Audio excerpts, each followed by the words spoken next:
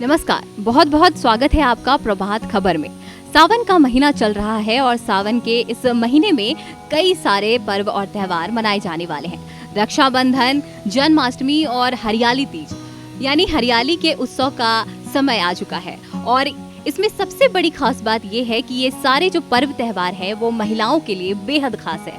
जी हाँ, क्योंकि ये जो सारे पर्व त्यौहार हैं वो महिलाओं के लिए विशेष तौर पर मनाए जाते हैं और महिलाएं इस दौरान खास तौर से अपने आप को सजाती हैं, संवारती हैं, खान पान का विशेष ध्यान रखती हैं। तो ये सारे जो पर्व त्यौहार है वो महिलाओं के लिए खास है और बात महिलाओं की हो और श्रृंगार की बात ना हो तो ये बेईमानी होगी। और इसी में जो श्रृंगार का जो सबसे महत्वपूर्ण जो पार्ट आता है और खासकर पर्व त्योहारों में जो श्रृंगार का जो सबसे महत्वपूर्ण भाग होता है या हिस्सा होता है वो होता है मेहंदी। और आज हमारे बीच मौजूद है मेहंदी एक्सपर्ट जो कि न्यूक्लियस मॉल में मेहंदी लगाते हैं और काफ़ी सालों से ये काम करते आ रहे हैं, जिनका नाम है जीत। तो जीत, बहुत बहुत स्वागत है आपका प्रभात खबर में। Thank you.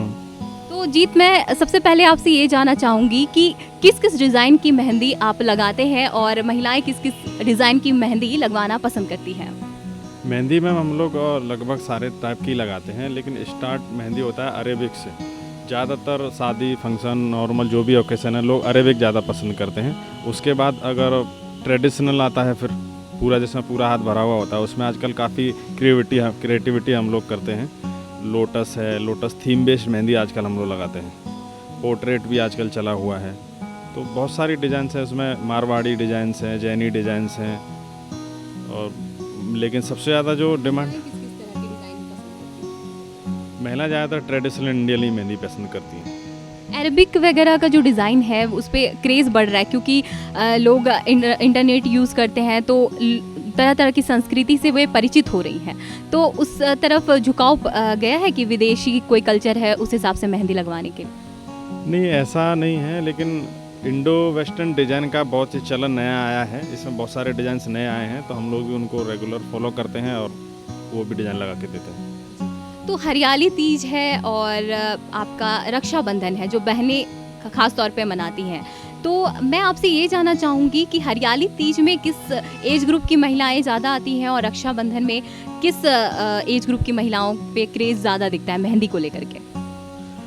हरियाली तीज पे मैम जो सुहागिन औरतें जो मैरिड हैं वही लोग अपने पति की लंबी उम्र के लिए जो फास्टिंग करती हैं, तो उनको मेहंदी एक श्रृंगार है, तो मेहंदी उनको लगाना ज़रूरी है। और रही बात रक्षाबंधन की, तो इस पर भी कुंवारी लड़कियां और शादीशुदा दोनों ही लगवाती हैं, लेकिन ज़्यादातर भीड़ यूथ का ही रहता है। मतलब यूथ रक्षाबंधन में ज़्यादा आती हैं और हरियाली तीज में शादीशुदा महिलाओं की भीड़ होती है। तो मैं आपसे ये जानना चाहूँगी जीत कि पहले क्या होता था कि लोग ये सारे पर्व त्यौहार काफ़ी उत्साह से मनाते थे, तो मेहंदी भी काफ़ी लोग लगवाते थे, महिलाएं आती थी। तो इस बार मतलब सावन में किस तरह का क्रेज़ देखने को मिल रहा है?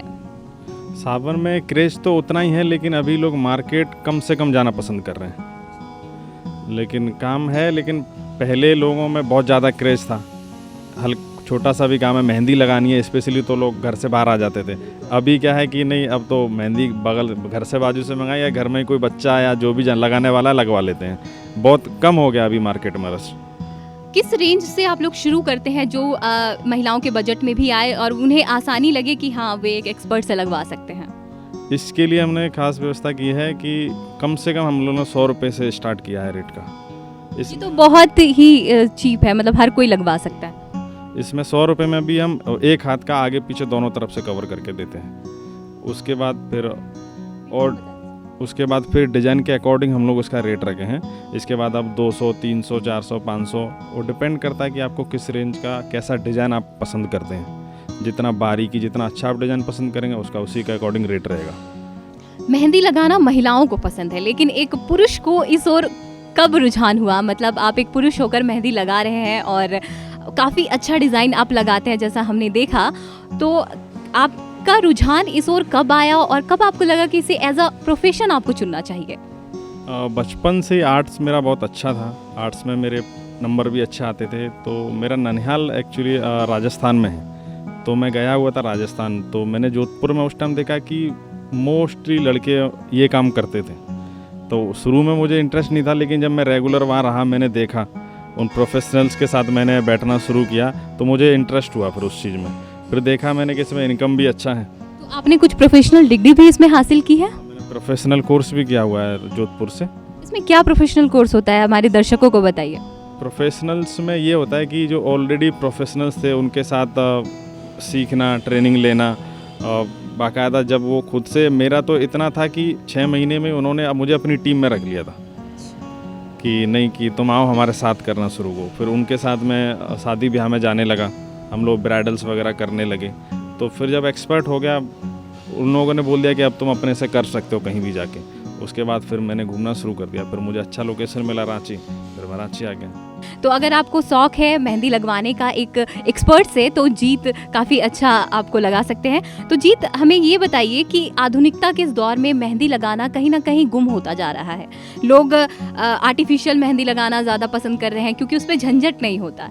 तो आप इस चीज़ को किस तरीके से देखते हैं? एक ट्रेडिशनल मेहंदी लगाना और एक आर्टिफिशियल मेहंदी लगाना, किस तरह से डिफरेंस है दोनों में और किस तरह से दोनों की आप तुलना कर सकते हैं? आर्टिफिशियल मेहंदी का क्या है मैम, अगर जैसे कस्टमर को आर्टिफिशियल चाहिए तो वो एक मार्केट से स्टिकर खरीदेंगे, उसको अपने हाथ से लगा लेंगे, किसी का ज़रूरत नहीं है उसके लिए। ट्रेडिशनल मेहंदी में क्या है, ऑर्गेनिक मेहंदी में, कि इसके लिए बाकायदा जब शादी में फंक्शन होता है मेहंदी का, तो पूरा एक प्रॉपर फंक्शन तैयार होता है। उसमें लोग आते हैं मिलने जुलने वाले, दुल्हन होती है पूरा सुंदर सज के बैठी रहती है, उनको मेहंदी लगाना और मेहंदी की जो खुशबू होती है और उस टाइम जो माहौल होता है उसके साथ साथ संगीत का जो चलता है, तो वो एक अलग ही इंडिया में ट्रेंड है और वो कंटिन्यू है। मतलब सावन में मेहंदी की जो खुशबू होती है वो काफ़ी सुहावनी होती है, और जो खुशबू होती है, जो एक्साइटमेंट होता है उस दौरान जब मेहंदी को सुखाया जाता है, और वो जो फीलिंग्स होती है वो आर्टिफिशियल मेहंदी में कभी आ ही नहीं सकती। और जो परंपरा की जो निशानी है वो पारंपरिक मेहंदी में ही आती है। तो मेहंदी से कुछ हेल्थ बेनिफिट्स भी होते हैं जैसा कि हमने सुना है, तो आप उसके बारे में थोड़ा बताइए। मेहंदी का जो स्वभाव है उसका प्रकृति गुण है ठंडापन। गर्मी में लोग लगवाते हैं, आजकल लोग हाथों में लगाने से भी उससे पूरा बॉडी आपको ठंडा कर देती है, बहुत आराम मिलता है, उससे बेनिफिट्स होते हैं। अगर आपको गर्मी ज़्यादा लगती है तो आप मेहंदी यूज कर सकते हैं, आप सर में, पाँव में, हाथ में, जहाँ आपको मन करे आप लगवा सकते हैं। तो मेन रीज़न जो होता है ट्रेडिशनल जो हमारा ये रिचुअल्स चला आ रहा है, ये इसी के लिए कि जो शादी में जो हल्दी वल्दी लगाई जाती है तो बॉडी गर्म हो जाती है, उसके बाद फिर मेहंदी लगाना कंपलसरी है। मेहंदी लगने के बाद जो सूखती है तो वो सूखने के दौरान वो प्रॉपर शरीर में प्रवेश करती है, पूरा बेनिफिट्स भी उसका मिलता है, और वो धीरे धीरे ही निकलता है। जिस हिसाब से धीरे हम उसको सुखाते हैं, जितना टाइम देते हैं उसी हिसाब से वो धीरे धीरे फिर निकलता है। उसका रंग भी मैक्सिमम डेज तक रहता है। और जो आजकल मार्केट में क्या बोलते हैं आर्टिफिशियल जो चला है, तो उसमें वो सब चीज़ें नहीं मिलेंगी आपको, आप वॉश करेंगे निकल जाएगा बस। बिल्कुल। और एक बात ये भी है कि जो वो सूखने के बाद एक एक्साइटमेंट होता है कि आपकी मेहंदी ज़्यादा लाल हुई या फिर आपके बहन की मेहंदी कम लाल हुई, तो वो जो एक्साइटमेंट होता है वो आर्टिफिशियल मेहंदी में नहीं देखने को मिलता है। जीत, मैं आपसे ये जानना चाहूँगी कि कोरोना काल में आपके जो इस प्रोफेशन है, जो आपका ये व्यवसाय है, उसमें कितना फ़र्क पड़ा है? कोरोना काल में शुरू में तो मैम बहुत इम्पैक्ट पड़ा था। एटलीस्ट हम लोगों के पास जितने भी ऑर्डर्स थे सब पोस्टपोन्ड हो चुके थे सारे।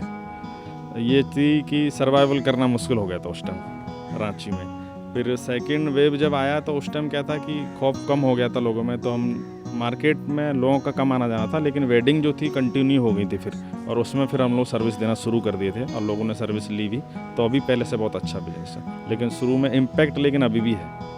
बिल्कुल, इम्पैक्ट अभी भी है, बट अभी काफ़ी थोड़ा सुधार हुआ है। तो जीत, मैं आपसे आखिरी सवाल पूछना चाहूँगी कि आप आगरा से हैं, जैसा कि आपने हमें बताया कि आप आगरा में पढ़े हैं, लिखे हैं, वहीं के रहने वाले हैं।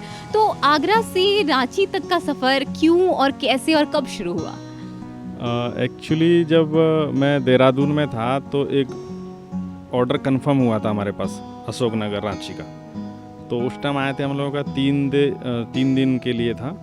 तो उस टाइम हम लोग देखे मार्केट भी टाइम मिलता था तो सुबह शाम घूमते थे। तो मार्केट में हम लोग यहाँ अंग्रेज गली में गए तो वहाँ देखते थे लोग सिर्फ मेहंदी के नाम पे सिर्फ पैसा कमा रहे थे। कस्टमर को सर्विस वो चीज़ नहीं मिली थी जिसके लिए वो पैसा दे रहे हैं। इस चीज़ के लिए हम लोग 2-3 दिन रेगुलर बाद देखा तो कोई भी आर्टिस्ट ऐसा नहीं था कि लोगों को अच्छी मेहंदी लगा के दे। तो हमको लगा हम इससे अच्छा करते हैं, तो उसके बाद फिर हमने यहाँ एक स्पेस खोजना शुरू किया।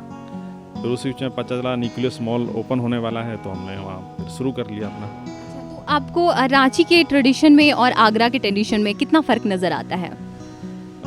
ट्रेडिशन तो देखिए मैम हर जगह लगभग सेम ही है, पर ये है खूबसूरती और हरियाली यहाँ थोड़ा ज़्यादा है, बहुत अच्छा लगता है वहाँ से, सुकून भरी थोड़ी लाइफ है इधर। अच्छा, मतलब बात हरियाली की हो रही है और बात ख़त्म भी हरियाली पे हुई है।